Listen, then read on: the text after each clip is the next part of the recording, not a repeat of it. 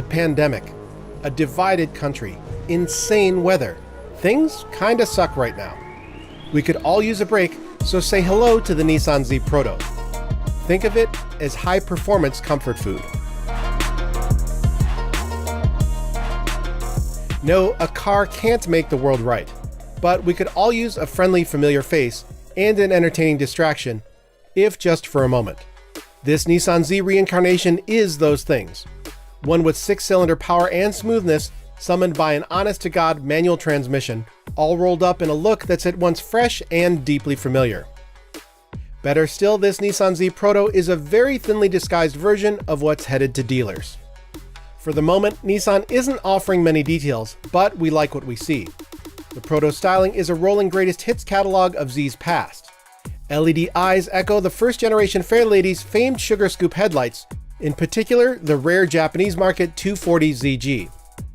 The roofline peaks unusually right at the windshield header, just like the Z's more recent generations.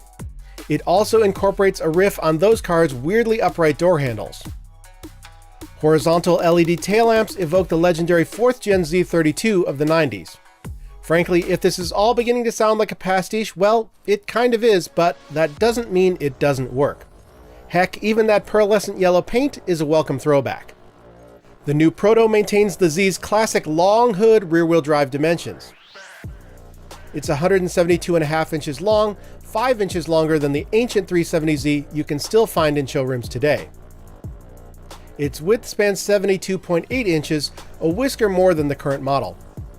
It hunkers low over its reasonably sized 19-inch staggered width tires and subtle carbon fiber body kit, standing just 51.6 inches tall, imperceptibly shorter than the 2020 model.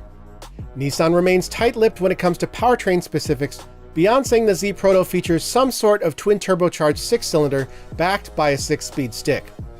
We're hearing it'll generate 400 horsepower in production trim. That would not only handily best today's 370Z, which puts out 332 ponies, it'd outdo the 350-horse Nismo model.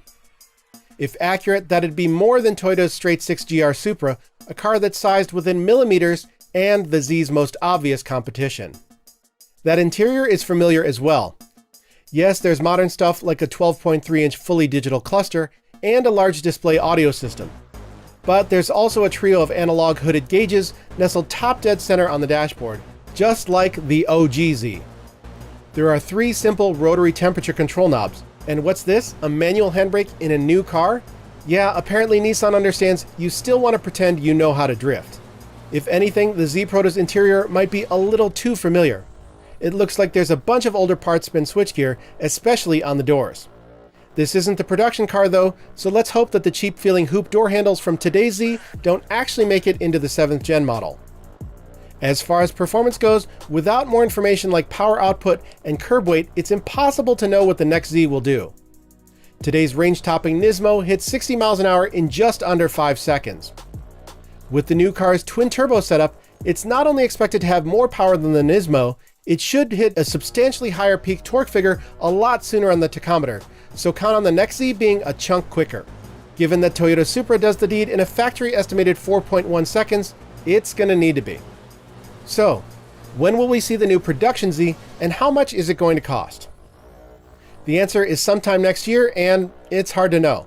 It's probably safe to ballpark a starting price beginning with a 3 to undercut the BMW or Toyota Supra by a fair bit, but don't count on it for it to be as cheap as today's Z, which starts at 31 grand delivered. Next year? That's not actually that long from now, but these days it seems like a lifetime away. We'll have to forgive Nissan for being a bit distracted. Like everybody else, the automaker has been struggling lately too. In fact, in some ways it's been worse, making more headlines for its tough finances and the recent Houdini-like disappearing act of its celebrity CEO turned fugitive than it has for its cars. Suffice it to say, the company is hard at work on the new Z. After all, it isn't just driving enthusiasts who could use some high-performance comfort food, it's Nissan too.